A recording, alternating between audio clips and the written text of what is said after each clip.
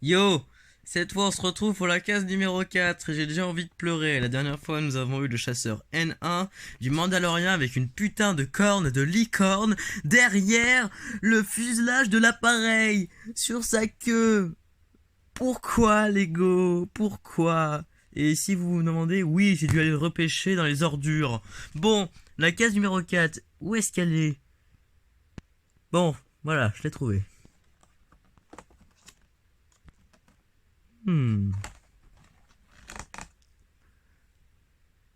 Un pit droïde, droïde mécano en français, aux couleurs de Noël.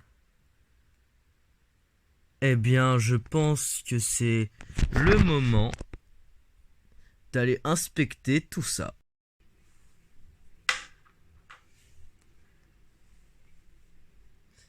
Les pit droïdes, droïdes mécano.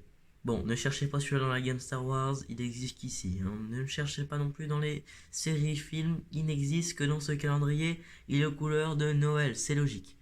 Donc, ces droïdes mécanos sont normalement marrons. Et ça existe. J'existe, oui, j'existe, oui, oui, j'existe. Oh, j'existe. Non, j'exige de vous dire, et j'insiste, ils sont bien marrons. Pas gris, marron. D'accord? Très bien. Maintenant qu'on sait cela, où est-ce qu'on peut les voir? Lors de l'épisode 1, ils sont assez visibles et mis en avant. L'épisode 2, il me semble qu'il n'y en a pas. Et dans l'épisode 3, il me semble qu'on peut en voir quelques-uns. Et dans The Clone Wars, évidemment, on en voit un qu'on connaît bien. Il est avec le commandement de l'armada des droïdes, où ils vont retrouver Grégor. Je sais plus comment ça s'appelle, mais en gros, voilà. Donc, ce sont des droïdes mécanos, comme vous pouvez le savoir, qui sont designés pour être des mécaniciens sur les vaisseaux de combat, les vaisseaux en tout genre. Or, et dans l'épisode 1, pour les modules de course.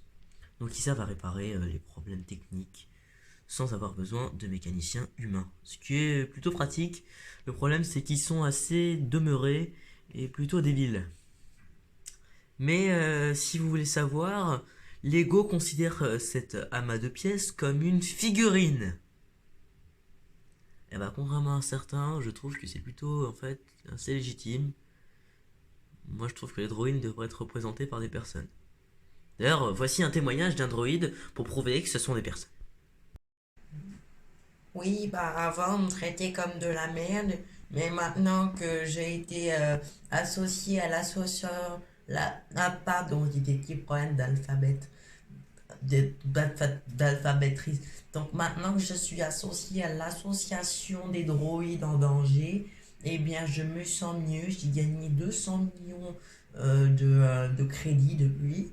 Je suis officiellement reconnu comme une personne vivante et je suis enfin un citoyen de Coruscant à part entière. Merci à l'association des droïdes pour que ça soit reconnu comme des personnes. Merci beaucoup. Voilà, voilà. J'espère que ce témoignage vous a fait réfléchir sur le fait que les droïdes sont des figurines et pas des amas de pièces de construction. Petit droïde, je vais te mettre personnage, construction.